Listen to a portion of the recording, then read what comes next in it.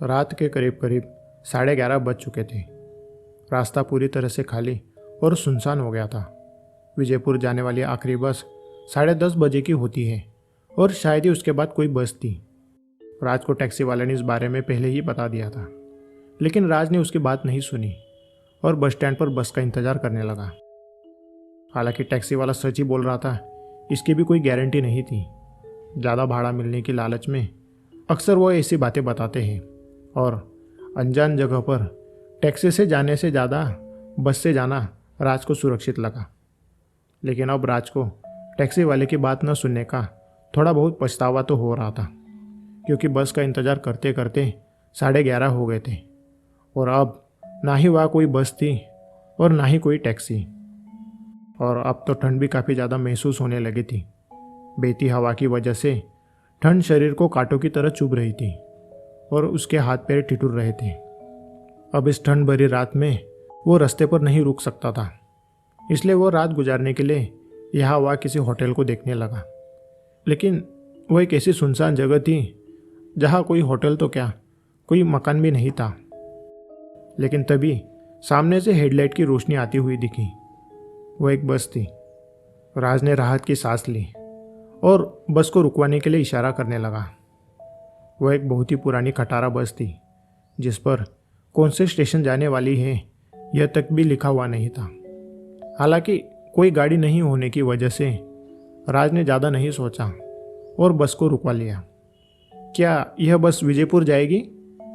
राज ने बस के अंदर जाकर पूछा और सूखे और मुरझाए हुए चेहरे वाले कंडक्टर ने हाँ में सिर हिलाया। राज बैग लेकर बस में चढ़ गया। बस के अंदर कुछ 8-10 यात्री ही थे, जिनके चेहरे कंडक्टर के ही तरह मुरझाए हुए थे। शायद वह बस काफ़ी दूरी से आ रही थी। हालांकि उन यात्रियों में एक महिला भी थी, जिसका चेहरा तरोताज़ा था और उसके चेहरे पर एक चमक थी। उसके साथ उसका एक बच्चा था, जो पूरी बस में यहाँ वहाँ कूद फांद रहा था, और वो औरत बैठे बैठे उस पर नज़रें गड़ाए हुए थी। राज वहाँ से उसकी पिछली खाली सीट पर जाने लगा। तब उस महिला ने हल्की सी मुस्कुराहट दी। राज ने भी हल्की सी मुस्कुराहट दी और वो उस सीट पर बैठ गया। बस काफ़ी तेज़ी से शहर से बाहर रास्ते से गुजर रही थी। हर तरफ अंधेरा था और धीरे धीरे ठंड भी काफ़ी ज़्यादा बढ़ने लगी थी। राज ने घड़ी में देखा, तब वो 12 बज चुके थे। आपको कहाँ जाना है? उस महिला ने पीछे मुड़कर पूछा। मैं विजयपुर जा रहा हूँ। ओह, वो तो काफ़ी दूर है। आपको पहुँचने में काफ़ी देर हो जाएगी। यह बस काफ़ी घूमकर विजयपुर जाती है। अच्छा, राज को यह बात मालूम नहीं थी, लेकिन उसने आगे कहा, लेकिन कर क्या सकते हैं, मेरी विजयपुर जाने वाली आखिरी बस निकल चुकी थी। क्या आपको पता नहीं था कि आखिरी बस 10:30 बजे है? नहीं, मैं यहाँ नया हूँ। मैं एक बैंक में काम करता हूँ और अभी अभी मेरी पोस्टिंग विजयपुर हुई है। कल मेरा पहला दिन है बैंक में और मैं यहाँ के बारे में कुछ भी नहीं जानता हूँ। ओह अच्छा, यह तो भगवान का शुक्र है कि मुझे ये बस मिल गई, नहीं तो आज रात मुझे रास्ते पर ही बितानी पड़ती। यह बस तो आपको मिलनी ही थी। जिनकी बस छूट जाती है उन्हें बस आखिरी मंजिल तक छोड़ ही देती है। उसने हंसते हुए कहा, मैं हर रोज़ इसी बस से आती हूँ और अक्सर ऐसे लोग मुझे मिलते हैं जिनकी बस छूट जाती है। बाहर अब काफ़ी ज़्यादा ठंड हवा बह रही थी, जो राज की सीट वाली खिड़की की थोड़ी खुली हुई दरार से अंदर आ रही थी। वैसे आपको कहाँ जाना है? राज ने उस खटारा बस की खराब हुई खिड़की को लगाने की नाकाम कोशिश करते हुए पूछा। आखिरी स्टॉप। उस औरत ने बस इतना ही कहा और पूछा, आपका क्या नाम है? मेरा नाम राज है। और आपका? जी, मेरा नाम कामना और ये मेरा बेटा है। क्या उसे ठंड नहीं लग रही? राज ने उसकी ओर देखते हुए पूछा, क्योंकि वह बिना गर्म कपड़े पहने यहाँ वहाँ घूम रहा था। नहीं तो, यहाँ ठंड किसी को नहीं लग रही राज, उस महिला ने कहा। और यह सच था। बस में किसी ने भी गर्म कपड़े पहने हुए नहीं थे और कोई भी ठिठुर नहीं रहा था सिवाय राज के। आप यहाँ नए हैं ना, इसलिए आपको ठंड की आदत नहीं है, लेकिन कुछ समय बाद हो जाएगी, उसने मुस्कुराते हुए कहा। बस में उन दोनों के अलावा और किसी की आवाज़ नहीं थी। हालांकि कोई सोया हुआ नहीं था, सब जाग रहे थे, सबकी आंखें खुली थी, लेकिन सब खामोशी से बैठे थे। कुछ देर इधर उधर की बातें करने के बाद राज ने थोड़ी देर के लिए आंखें बंद कर ली। ठंड की वजह से उसका शरीर काँप रहा था, लेकिन शायद अब कुछ ही समय की बात थी। विजयपुर ज़्यादा दूर नहीं होगा, ऐसा वो मन ही मन सोच रहा था। काफ़ी समय बीत जाने के बाद अचानक से बस रुक गई, जिससे राज की आंखें खुल गई। शायद बस बंद पड़ गई थी, क्योंकि उसके इंजन के खरखराने की आवाज़ आ रही थी। बाहर काफ़ी अंधेरा था, वहाँ कोई लाइट नहीं थी, लेकिन आसमान में चमक रहे चांद की रोशनी की वजह से वहाँ का वीरान नज़ारा दिखाई दे रहा था। वहाँ घनी झाड़ियों के बीच में एक वीरान खंडर जैसा मकान था और उसके बाजू में एक बड़ा सा बरगद का पेड़ नज़र आ रहा था। राज खिड़की से बाहर की ओर झांकने की कोशिश कर रहा था।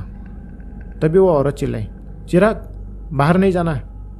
लेकिन उसका लड़का बस से कूदकर सामने के एक पुराने खंडर बने मकान की ओर दौड़ पड़ा और उसके पीछे उसकी माँ भी दौड़ पड़ी। गाड़ी में बैठे लोग किसी मंद बुद्धि की तरह सिर्फ देख रहे थे। ना ही किसी ने उस बच्चे को रोका, ना ही कोई उस बच्चे को लाने के लिए बाहर निकला। वो एक अकेली औरत उस अंधेरी रात में वीरान जगह पर अपने बच्चे के पीछे उसे लाने के लिए दौड़ी। यह देख राज भी उस बस से उतरने लगा। तभी वहाँ बैठे एक आदमी ने उसका हाथ पकड़ लिया। वह एक अधेड़ उम्र का आदमी था, जिसका मुरझाया हुआ चेहरा और सूखी हुई आंखें थी, जो सामने की एक सीध में देख रहा था। राज को लगा कि वो कुछ कहेगा या फिर वो उसके साथ आ रहा है, लेकिन ना ही वो कुछ बोला और ना ही वो अपनी सीट से उठा। वो बस राज का हाथ पकड़े एक सीध में ही देखे जा रहा था। चिराग तुम कहाँ हो? यहाँ हो बेटा। बाहर उस औरत के चिल्लाने की आवाज़ आ रही थी।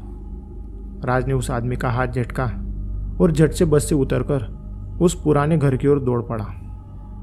आसमान में चांद तो मौजूद था, लेकिन उसकी इतनी तेज रोशनी नहीं थी। हर तरफ धुंधला धुंधला ही दिखाई दे रहा था। कामना जी, आप कहाँ है? राज ने आवाज़ दी, लेकिन उसे कोई उत्तर नहीं मिला। वह उस धुंधली रोशनी में उस घनी झाड़ियों में से रास्ता निकालकर उस मकान की ओर जाने लगा। कामना जी, कहाँ हो आप? चिराग बेटे, कहाँ हो? वो आवाज़ देता हुआ आगे बढ़ने लगा।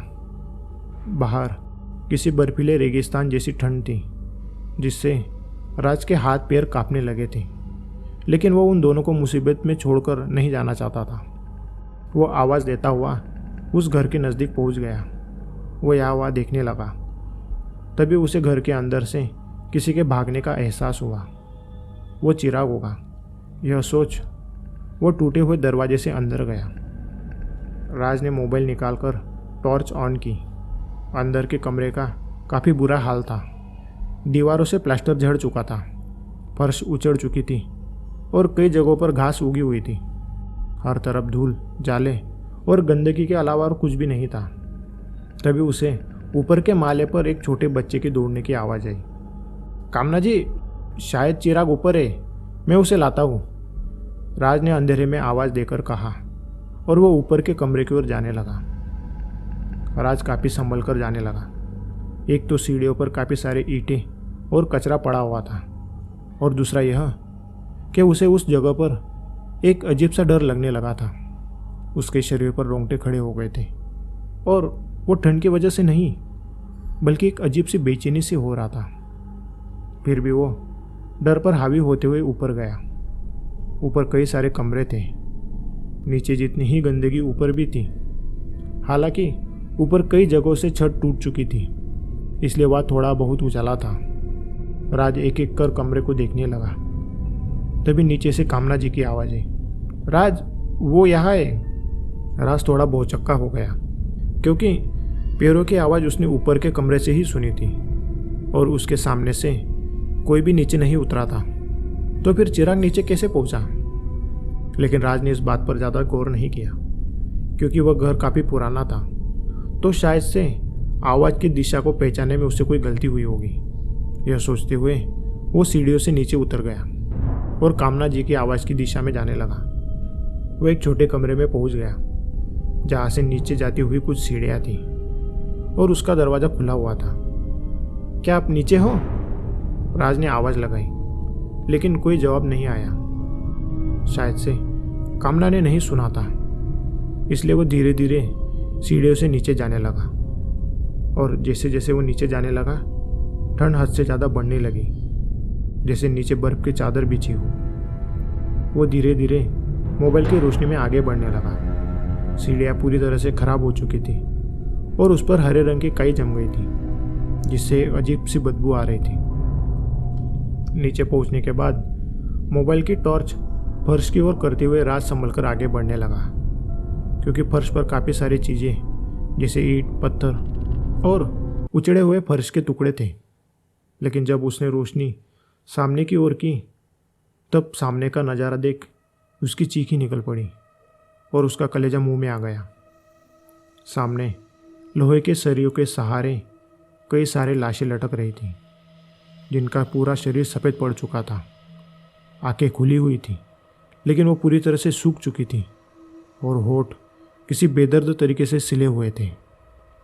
राज यह नज़ारा देख थरथराता हुआ 2 कदम पीछे हट गया। उसका दिमाग कुछ क्षणों के लिए काम करना बंद कर चुका था।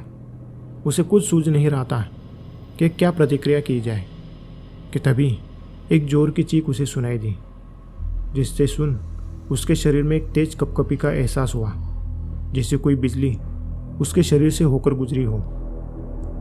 डर के मारे राज लड़खड़ाकर गिर पड़ा, लेकिन फिर से तेजी से उठ खड़ा हुआ और ऊपर की ओर दौड़ पड़ा। वह उस अंधेरे में तेजी से घर से बाहर निकलने की कोशिश करने लगा, लेकिन ऊपर के कमरे में दौड़ते वक्त उस अंधेरी जगह पर उसका पैर किसी से टकराया और वह धूल भरी फर्श पर जा गिरा। वह हड़बड़ाकर उठने लगा, तभी उसका ध्यान एक तस्वीर पर गया। राज ने मोबाइल की टॉर्च उस तस्वीर की ओर की। वो तस्वीर कामना और उसके बच्चे की थी। राज का पूरा शरीर सुन्न पड़ गया, गला सूख गया और उसके दिल की धड़कन तेज हो गई। तभी नीचे से कई सारे लोगों के दौड़कर ऊपर आने की आवाज़ आने लगी।